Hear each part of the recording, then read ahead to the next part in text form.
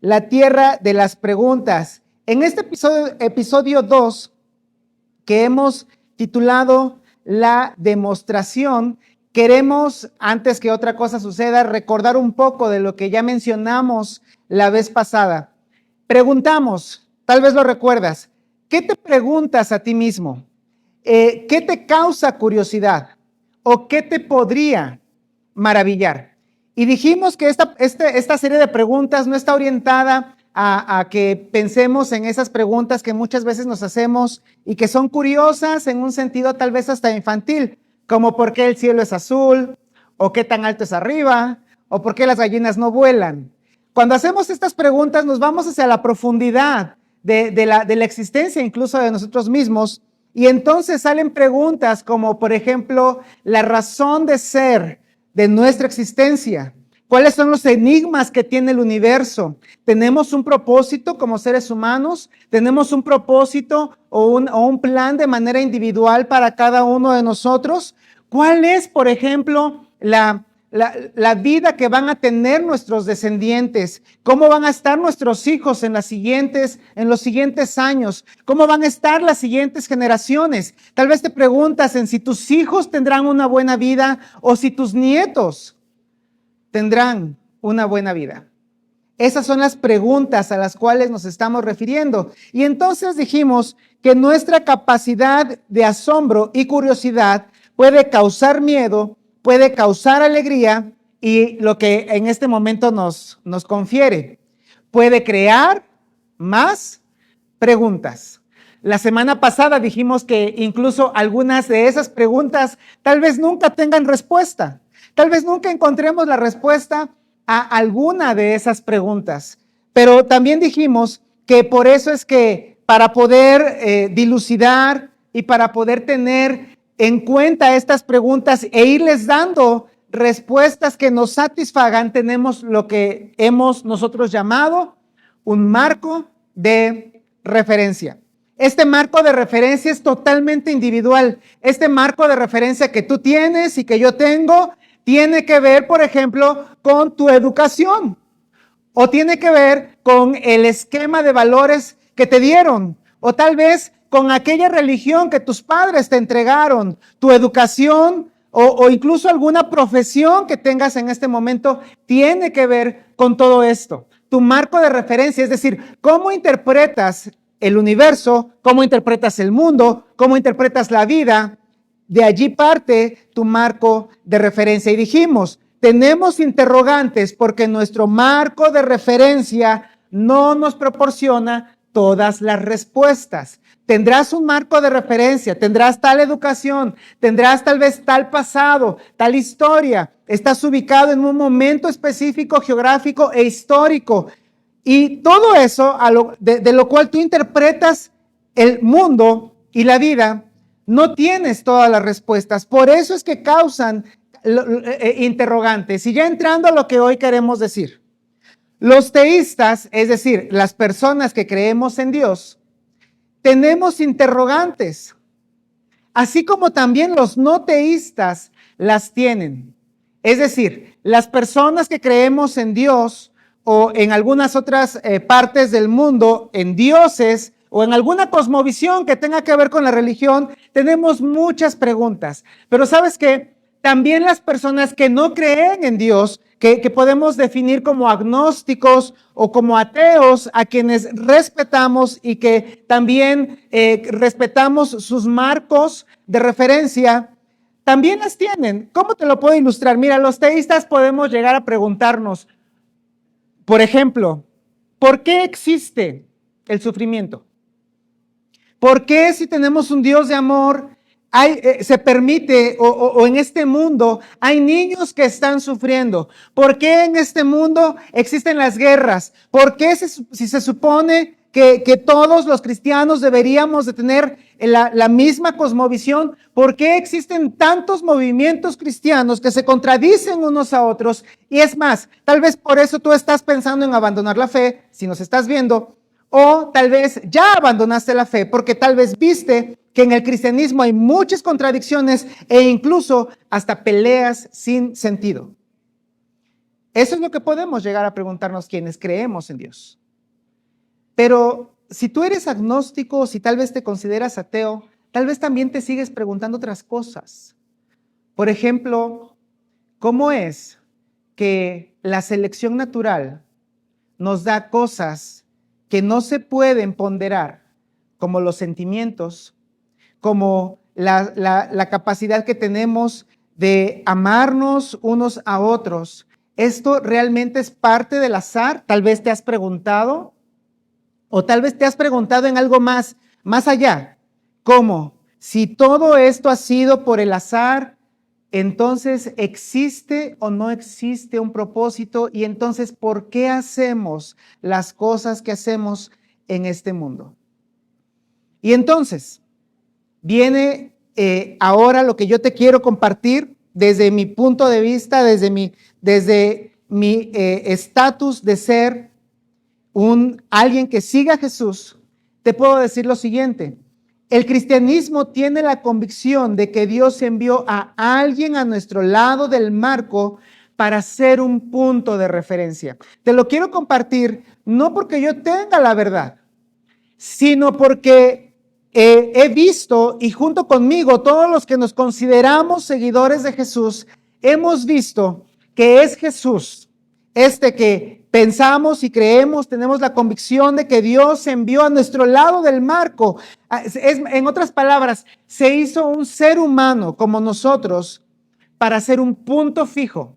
Porque mientras todo nuestro marco de referencia sigue habiendo preguntas, mientras hay cosas que no podemos imaginar y hay cosas que no podemos tener respuestas, incluso hablando de la misma fe, Jesús es inamovible. Por eso es que la vez pasada dijimos que podíamos tener fijada la mirada en Jesús. Así lo dice el escritor de Hebreos. Él dice: fijemos la mirada en Jesús, el iniciador y perfeccionador de nuestra fe. En realidad hay dentro del cristianismo incluso posturas, hay opiniones, y a veces, siendo honestos, si tú nos ves por primera vez, quiero ser honesto contigo, dentro del mismo cristianismo no hay algunos consensos de cosas secundarias, eso sí te lo puedo decir. Pero por eso el escritor de Hebreos nos dice: mira, no importa, fijemos la mirada en Jesús, porque Él es quien inicia, y en otras traducciones dice que Él es el consumador de nuestra fe. Así es que tal vez tú estás en este proceso, en este momento en el que tal vez tú tienes que decirme: mira, mi marco de referencia sí consideraba a Dios. Mi marco de referencia sí consideraba a Jesús. Pero, ¿sabes qué? Pasaron cosas. Y la vez pasada incluso lo comentamos. Tal vez tú pudiste ver hipocresía. Tal vez tuviste a un líder fallar. Tal vez tuviste dentro del cristianismo que las cosas que se enseñaban dejaron de tener un cierto match con las cosas que tú ibas practicando, tal vez en tu profesión. Y entonces, hay algunos de los que nos están viendo, tal vez tú tienes este caso y puedes decir: tuve que abandonarlo, tuve que abandonar ese marco de referencia que consideraba a Dios.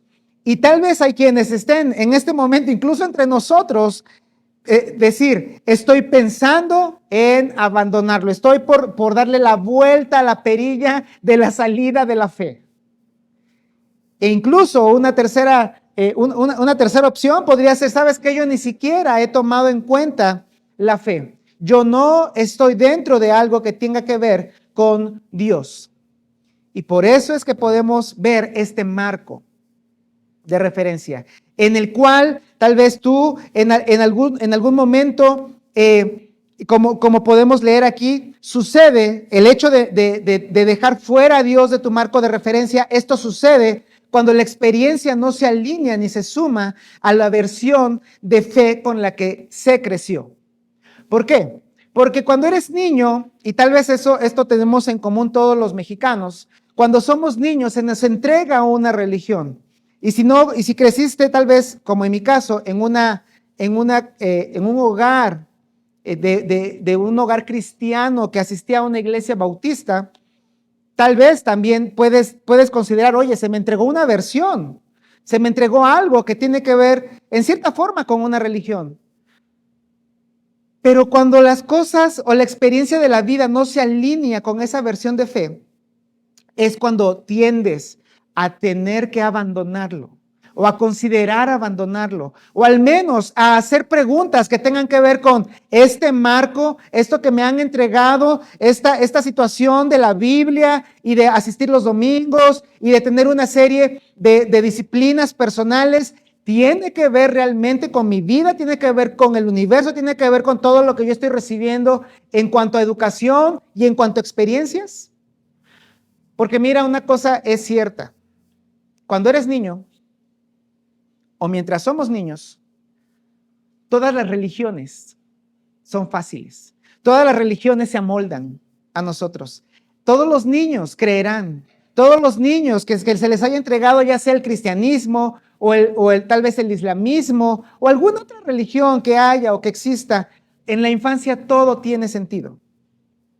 Pero después creces, después vienen los problemas reales de la vida, después vienen los retos reales de la vida, después vienen esas preguntas intelectuales que tal vez vienen en la preparatoria y en la universidad, y es ese momento cuando la experiencia no siempre se alinea con la versión de fe que nos hayan entregado. Y en este marco en el que ahora podrán ver seguramente ahí en sus pantallas, mira, es una ventana, recuerden que hice lo que pude más con el editor. Esta es una ventana, y miren, cada uno de estos paneles te voy a colocar algo que en tu historia o en mi historia dará configuración al marco de referencia. Entonces, mira, en la infancia, tú tuviste una infancia, y a mí me gusta mucho un dicho que dice que infancia es destino. Me gusta porque creo que es verdad. De acuerdo a tus experiencias en la infancia, vas a responder en tu adultez, ya sea de manera positiva o de manera negativa. Tal vez te trataron mal en la infancia y tú dices, yo quiero tratar a los niños bien. Tal vez no te escucharon cuando eras niño y dices, yo sí quiero escuchar a los niños. En mi particular caso, esa es la realidad. Si es que a veces piensan, hey, Paco es un imán de niños, Paco es un imán de jóvenes, es porque yo sé que es que no te tomen en cuenta cuando eres niño y cuando eres joven. Entonces, en la infancia, tú tuviste experiencias y eso va delimitando tu marco de referencia. Al mismo tiempo, llegaste a tener una formación académica, pasaste por la primaria y se dilucidaron algunas dudas de la naturaleza, y luego en la secundaria más te enseñaron sobre el átomo, sobre la historia, sobre cuestiones de física y química. Llegaste a la preparatoria y te empezaron a dar, tal vez a todos, no sé si a todos o a algunos ahora en estos modelos que tenemos hoy en día, pero al menos en mi caso sí me dieron cálculo integral y diferencial en la preparatoria, y entonces empiezas a romperte la cabeza, pero tal vez te gusta y tal vez no te gusta, y entonces vas a la universidad y eliges o ser dentista, o ser médico, o ser ingeniero, o ser astronauta. Pero dentro de todo esto empiezas a preguntarte cosas que tienen que ver con la fe y que tienen que ver con lo que se te está entregando también en cuanto a la preparación académica. Y luego está este otro panel que representa tu experiencia religiosa, tu experiencia en la fe. Entonces allí entra cómo te fue en la iglesia, cómo te fue con las explicaciones que te dieron cuando tú preguntaste, cómo te fue con las personas que tal vez estaban dentro de la iglesia y que tal vez te fue bien o tal vez te fue mal. Ese panel representa tu experiencia con la fe. Y este otro, que parece como que tiene mucho caos y mucho desorden, representa tus errores. ¿Lo has dicho? Lo arruiné. Iba bien mi relación y la arruiné. Tomé malas decisiones. Tal vez empecé a estudiar una profesión y ahora me doy cuenta que a media profesión que necesitaba otra. ¿Sabes qué? Parte de las buenas noticias de todo esto es que algunos de estos errores se pueden arreglar. Yo a los muchachos les he dicho muchas veces, mira, estás a la mitad de tu carrera, mejor que cambies en este momento y no que seas un profesionista que ni siquiera se lleva bien con lo que está haciendo. Pero hay algunos otros errores que no son tan fáciles de arreglar. Es más, algunos ni siquiera tendrán reparación. Pero de todas formas está todo esto configurando tu panel, tu marco de referencia. Y luego está este otro que representa cuando tú estás roto. Cuando de todo esto que ha sucedido, tanto de tu infancia, como de tu formación académica, como de tu experiencia religiosa o en la fe, y como de tus errores y todo esto, es ese momento en el que en tu vida dices, estoy roto.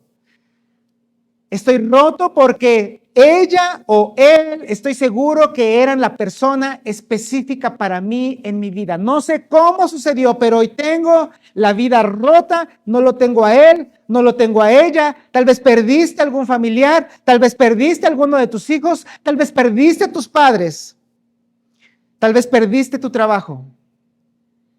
Pero puedes decir, estoy roto.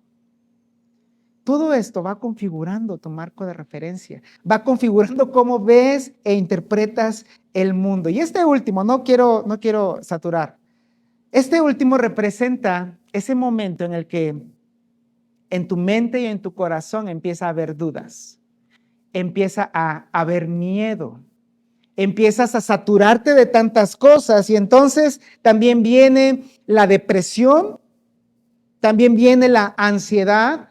Y entre paréntesis, no está mal estar mal. Simplemente a veces necesitamos ayuda. Y todo esto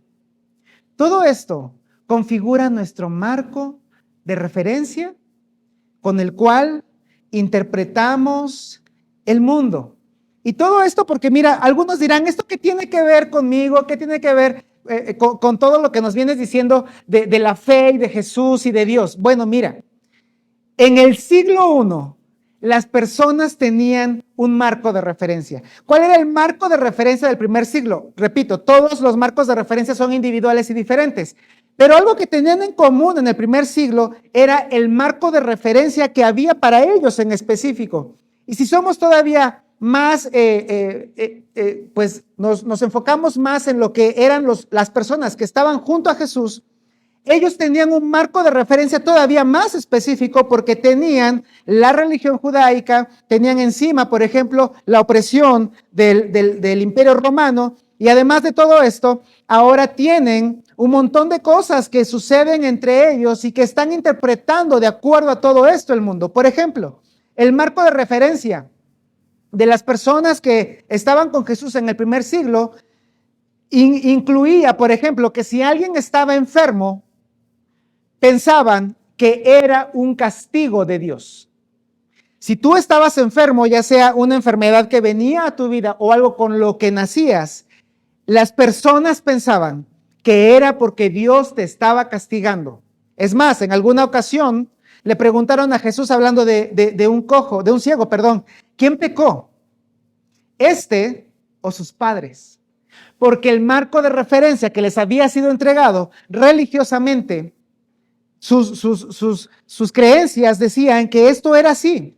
Es más, si eras rico, si tenías dinero, si tenías prosperidad, quería decir que Dios te amaba y que Dios estaba de tu lado y que Dios te estaba apoyando. Y por el contrario, si eras pobre, quería decir que Dios te había maldecido, que tú no estabas bien con Dios. ¿Te das cuenta cómo todo este tipo de cosas determinan tu marco de referencia? Ellos sabían que eran la nación escogida de Dios. Tal vez en términos más coloquiales, más simples, de decirlo de esta forma, que ellos eran las personas favoritas de Dios en el sentido de que eran un pueblo elegido.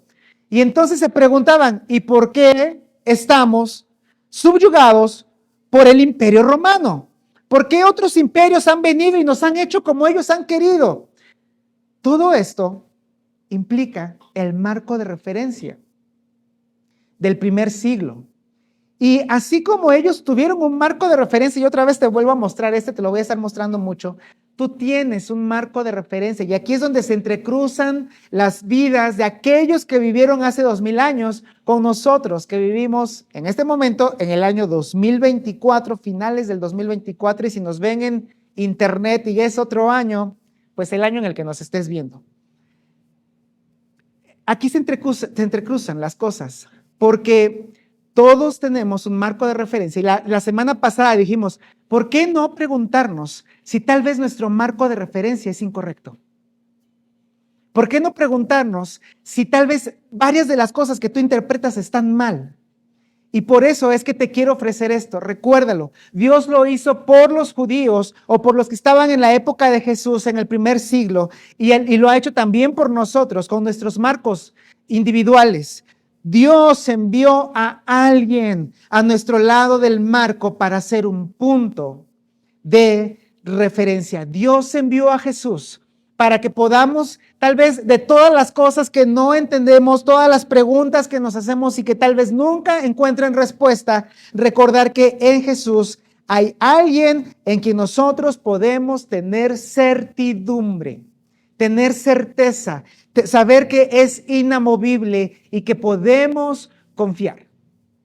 Y entonces todo esto para narrarte un poco de lo que escribió Juan. Recuerden, Juan fue uno de los primeros seguidores de Jesús que nosotros llamamos apóstoles.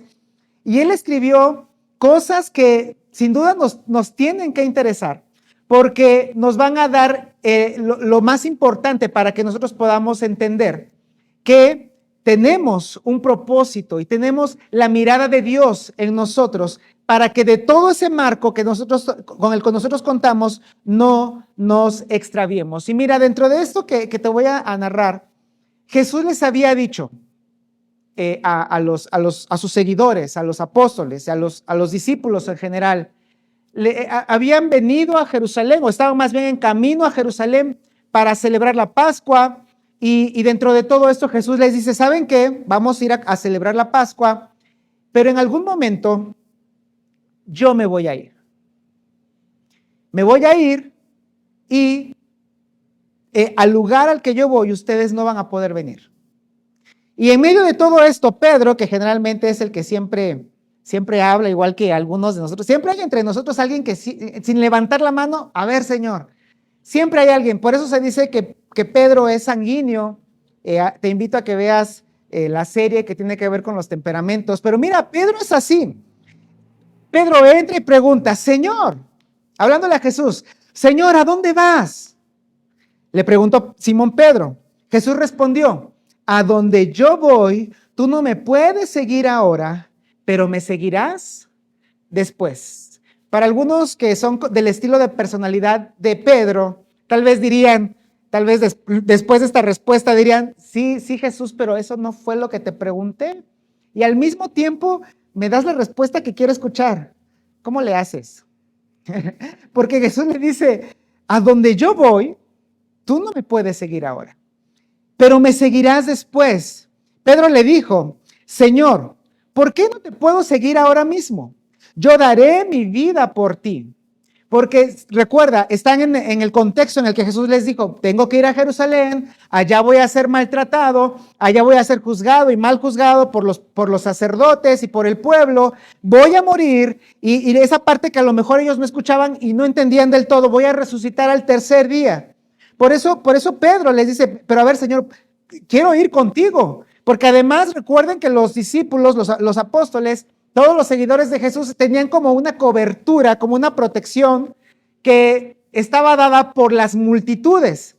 A donde quiera que iba Jesús, había multitudes, entonces no los podían arrestar, no les podían hacer prácticamente nada. Y si les dice Jesús, ¿sabes qué? Me voy, y a donde yo voy no puedes ir, les empieza a dar miedo. Porque ¿dónde estará la protección de esas multitudes para que no nos arresten? Y por eso Pedro dice, a donde quiera que vayas, yo puedo ir. Es más, daré mi vida por ti. Si es necesario pelearnos con los romanos, si es necesario pelearnos con los religiosos, como siempre lo hacemos, aquí siempre vemos que batallamos con los fariseos y con los saduceos, daré mi vida por ti, Jesús. Y este es el momento en el que Jesús es muy, muy claro, muy sincero, muy honesto y muy abierto con Pedro, porque Jesús lo sabe todo. Mira, él tiene un marco, Pedro tiene un marco de referencia que configura todas las cosas como él las interpreta y no las puede acabar de interpretar porque no tiene el conocimiento completo. Y Jesús le responde, ¿tu vida darás por mí? Pedro, ¿tu vida darás por mí? en verdad te digo que no cantará el gallo sin que antes me hayas negado 3 veces. No va a terminar el día, ni siquiera va a ser el mediodía, cuando tú ya me hayas negado en 3 ocasiones distintas. Porque aunque tú ahorita dices que me vas a seguir y vas a dar tu vida por mí, la verdad es que todos ustedes se van a dispersar y tú en especial me vas a negar. Y entonces, tal vez, igual que tú, igual que yo, los discípulos, los seguidores de Jesús, los que estaban cerca de él, tanto en su mente como en su corazón comenzaron a albergar miedo, comenzaron a albergar inseguridad. Y todos podemos llegar a tener miedo e inseguridad. Pero entonces, cuando estas cosas suceden, entra Jesús y le dice, mira, esto es consecutivo. Jesús les dice, no dejen que el corazón se les llene de angustia. Esto es para ti, esto es para mí.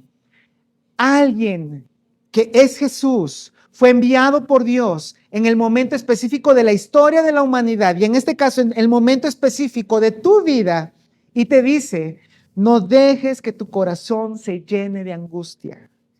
Jesús se los dice a sus discípulos de esa forma, no dejen que el corazón se les llene de angustia, confíen en Dios y confíen también en mí.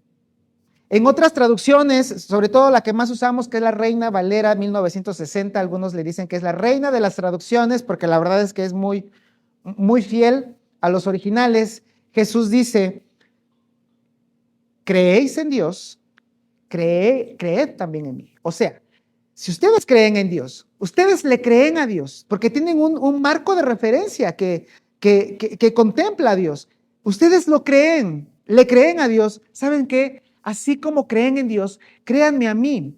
Y ese también es muy importante porque los discípulos empiezan a ver, y como Jesús lo dijo también muy abiertamente, empiezan a ver que Jesús se equipara, tiene una igualdad con Dios. ¿Sabes por qué? Porque Él es Dios, porque es la encarnación de Dios. Confíen en Dios y confíen también en mí. Y luego les dice estas palabras que tal vez escuchaste mientras estabas en la escuela dominical, o tal vez ya las conocías porque las leíste en la Biblia, o tal vez es la primera vez que las escuchas, pero mira, Él dice, en el hogar de mi Padre. Otras traducciones dicen, en la casa de mi Padre.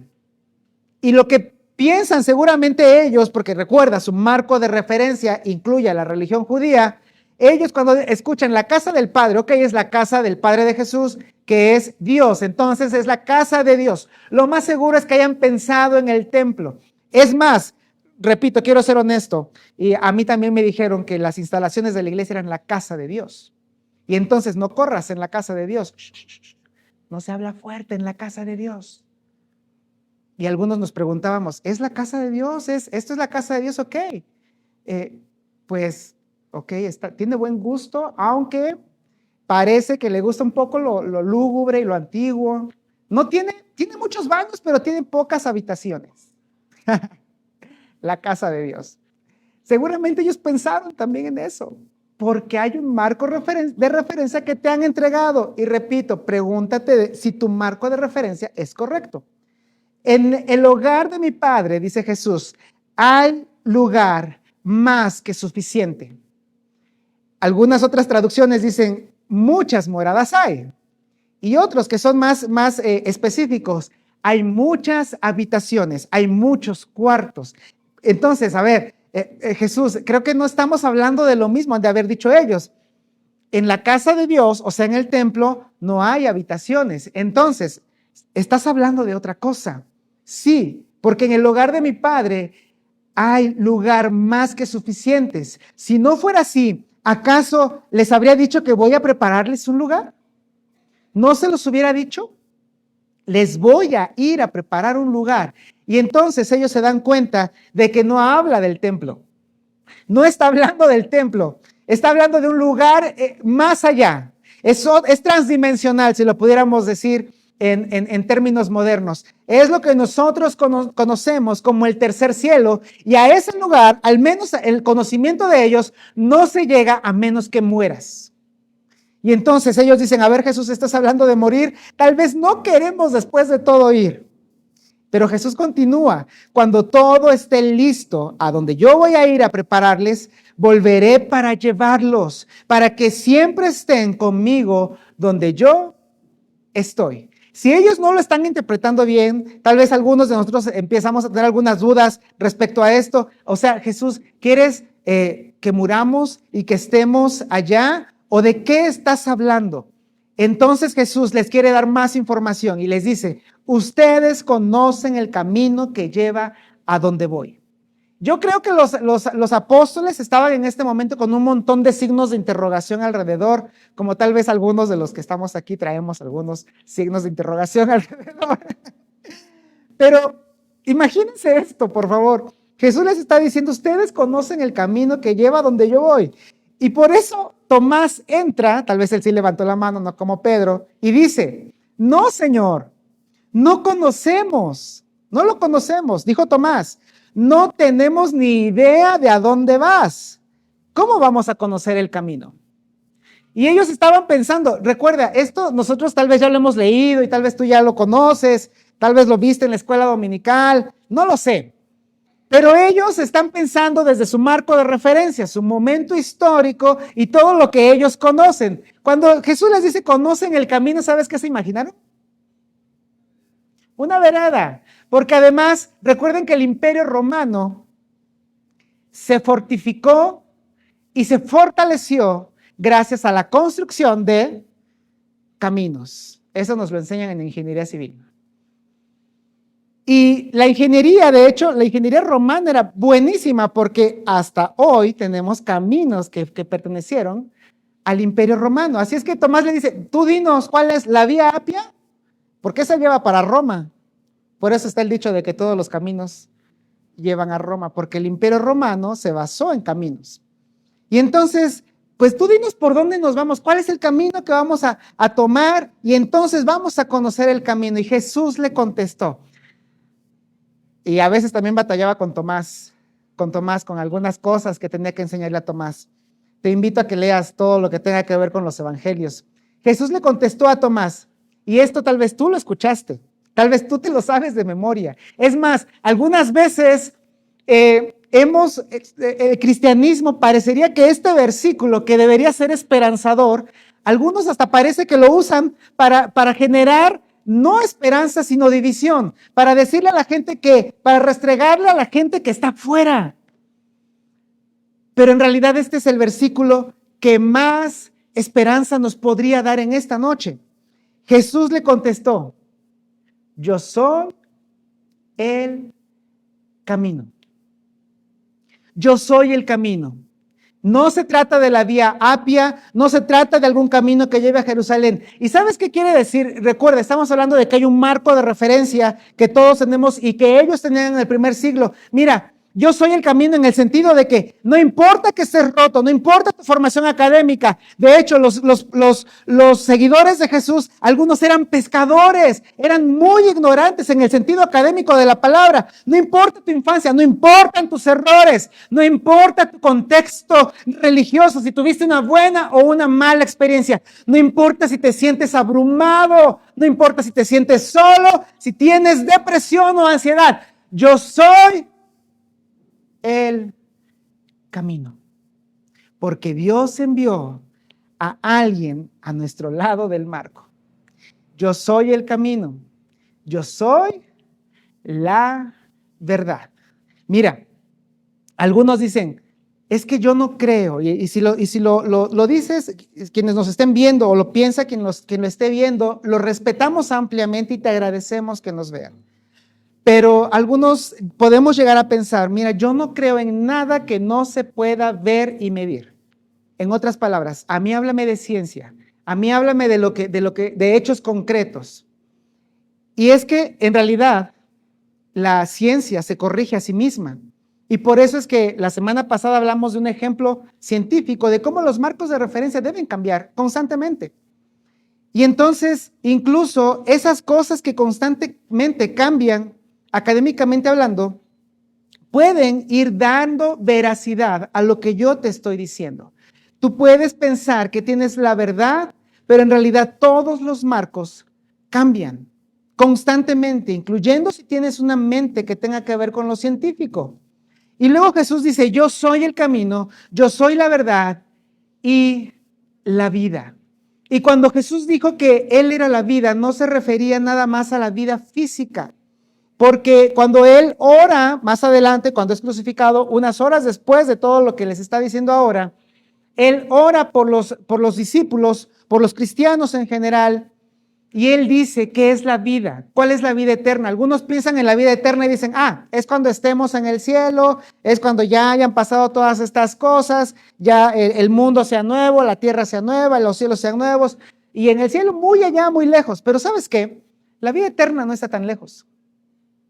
Jesús orando dijo que la vida eterna, hablándole al Padre, le dice, hablando de la vida eterna, y esta es la vida eterna, que te conozcan a ti, el único Dios verdadero, y a Jesucristo, a quien has enviado. Así es que tú puedes tener vida eterna hoy. Algunos de los que están aquí conmigo tienen ya vida eterna desde el momento en que le abrieron el corazón a Jesús. Desde ese momento comenzaron a gozar de la vida eterna. Y termina Jesús de esta forma: yo soy el camino, la verdad y la vida. Nadie puede ir al Padre si no es por medio de mí. Y esto es donde quisiera que lo viéramos de esta forma. Mira, el marco de referencia tiene un montón de configuraciones. Tiene la parte donde tú estás tal vez roto o estuviste roto. Tiene tu formación académica, tiene tu niñez, tiene tus errores, tu experiencia religiosa o las situaciones que puedas estar viviendo mentalmente. Pero, ¿sabes qué?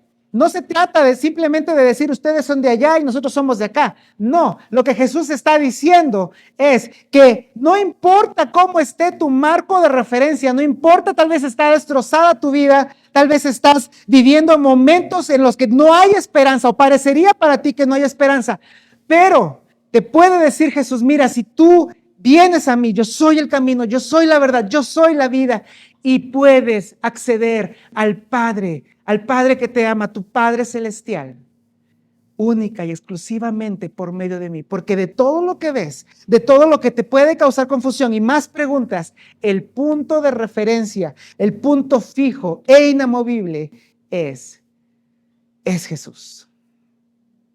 Y Jesús dice, si ustedes realmente me conocieran, también sabrían quién es el Padre. De ahora en adelante ya lo conocen y lo han visto. Y otra vez los apóstoles, los discípulos, el cristianismo en general observa cómo Jesús se iguala a Dios el Padre. Repito, ¿sabes por qué? Porque Jesús es Dios. De algunos han confundido esta parte y dicen que tanto Jesús como el Padre como el Espíritu Santo son una misma persona, y sin embargo podemos ver a través de los demás escritos de lo que conocemos como Nuevo Testamento que esto más bien se refiere a un solo Dios, pero tres personas o tres distintivos eternos, que son el Padre, el Hijo y el Espíritu Santo. Y ahora me voy a salir un poquito porque quiero hablarte de algo que se llama crítica textual. La crítica textual es algo con lo que las personas que son pues eruditos en cuanto a escritos antiguos pueden saber o considerar un escrito como fidedigno, como real, como que lo que se escribe en ese escrito antiguo dice la verdad. Y dentro de la crítica textual hay algo que se llama, puesto que son los escritos antiguos, hay muchos escritos antiguos y estos escritos fueron hechos en momentos en los que escribir era caro. Así es que para las cosas que se escribieron hace 2000 años, llegan a ser muy valiosas. Y te puedo poner como ejemplo, cuando estás en una plática, sobre todo con los universitarios, los profesionistas, estás en una plática que tiene que ver con opiniones y entonces alguien dice, saca por ahí la siguiente frase: yo leí en el artículo, y citan al autor, ¿no? La base, la fuente, en la revista, ¿no? es científico. Y entonces, ¿sabes qué? Todos guardamos silencio. Y entonces todos respetamos esa opinión porque tiene un fundamento. Cuando alguien dice, no, yo lo leí en este artículo, comienza a tener validez. Algo similar pasa con esto, por eso es que existe la crítica textual y existe algo que se llama criterio de vergüenza. El criterio de vergüenza no es otra cosa que lo que los eruditos llaman a que cuando hay un escrito muy antiguo, si los protagonistas, él o los protagonistas de este escrito, se mencionan a sí mismos todas las veces como los héroes y los intachables y los que no rompen ni un plato, lo más seguro es que ese texto no sea tan fidedigno. Pero si él o los protagonistas se muestran a sí mismos en una situación embarazosa, siendo avergonzados o cometiendo errores, la crítica textual a través del criterio de vergüenza dice que eso es muy fidedigno. Porque a menos que sea verdad, nadie se avergüenza a propósito.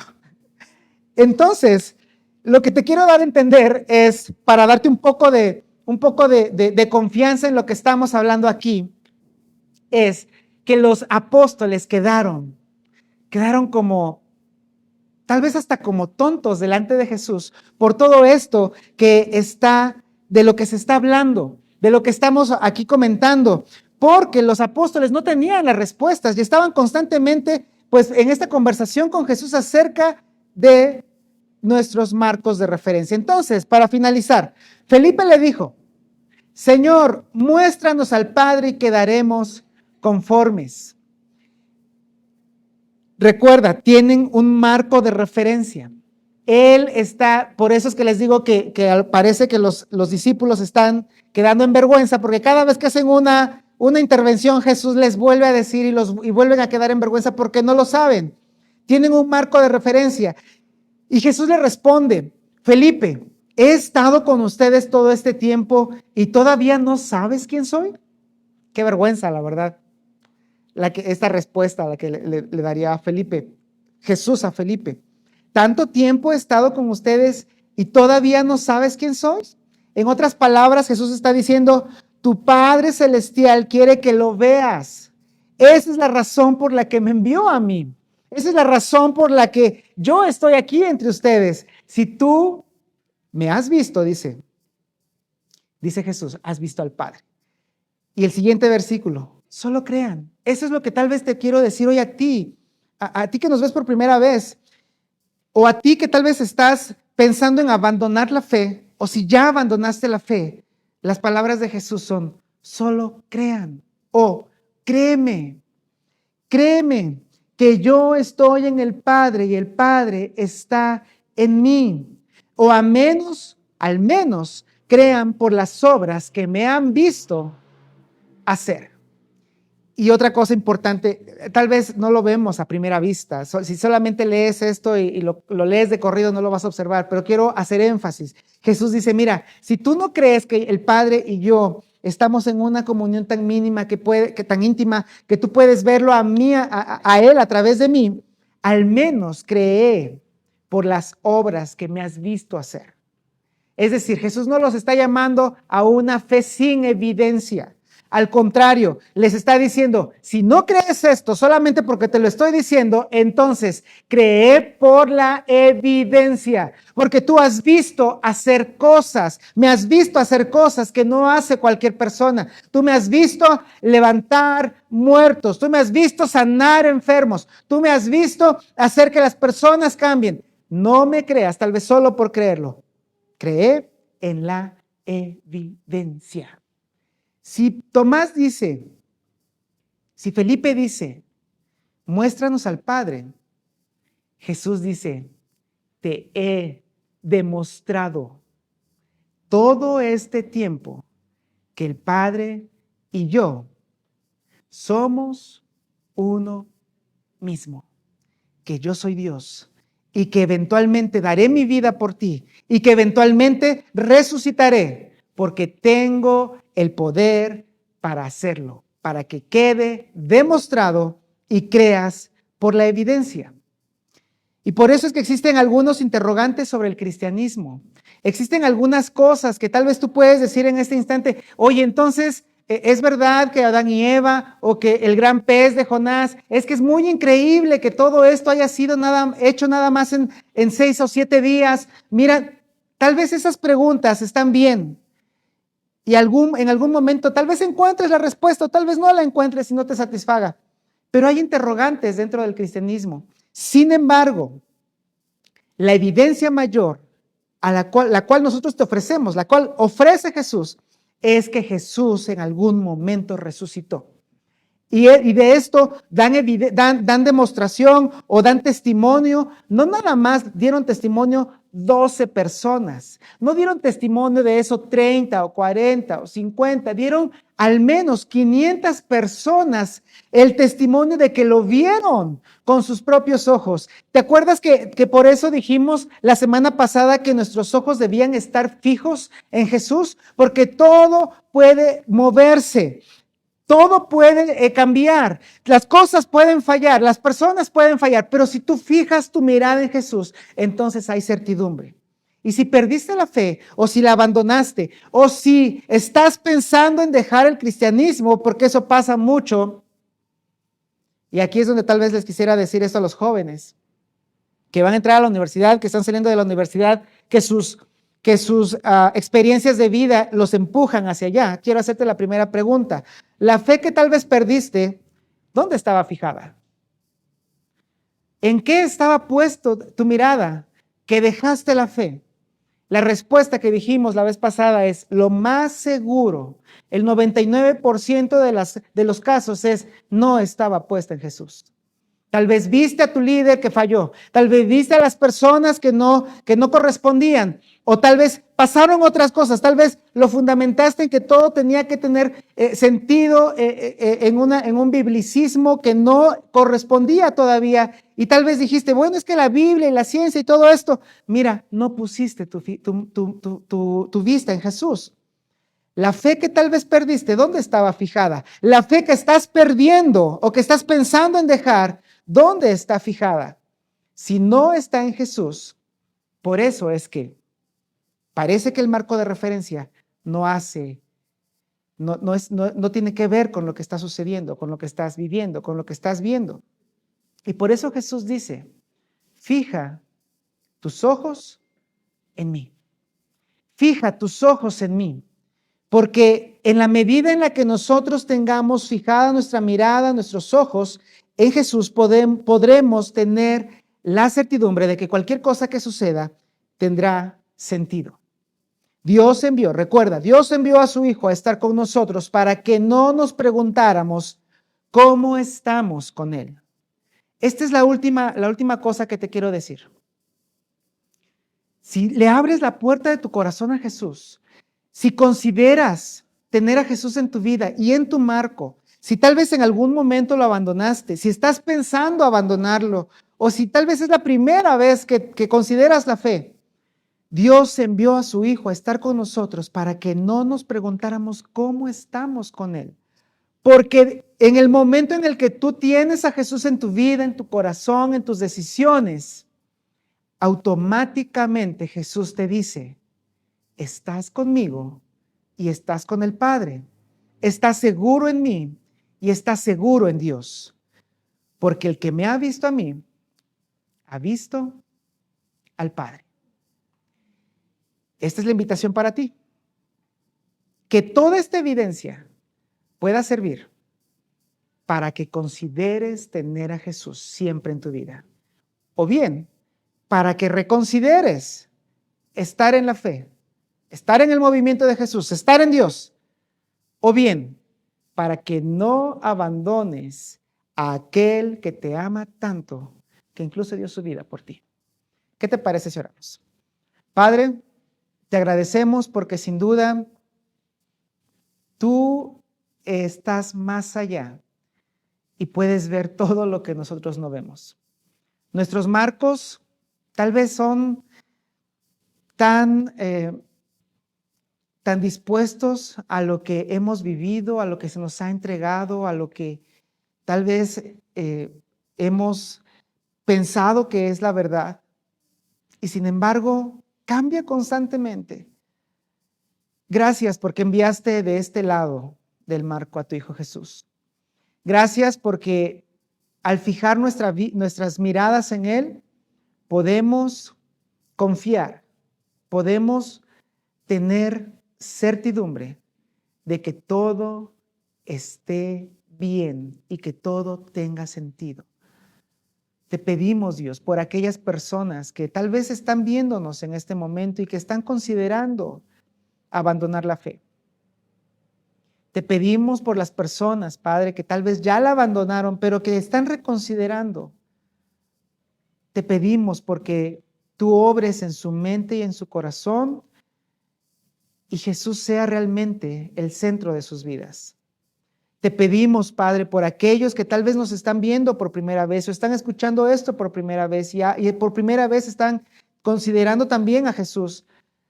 Pedimos, Dios, nada místico, nada religioso, sino el hecho de que puedan seguirte a ti, a tu Hijo Jesús. Por eso es que queremos ser la iglesia que pueda abrir sus puertas para que eso pueda suceder. Te lo pedimos, Padre, en el nombre de Jesús. Amén.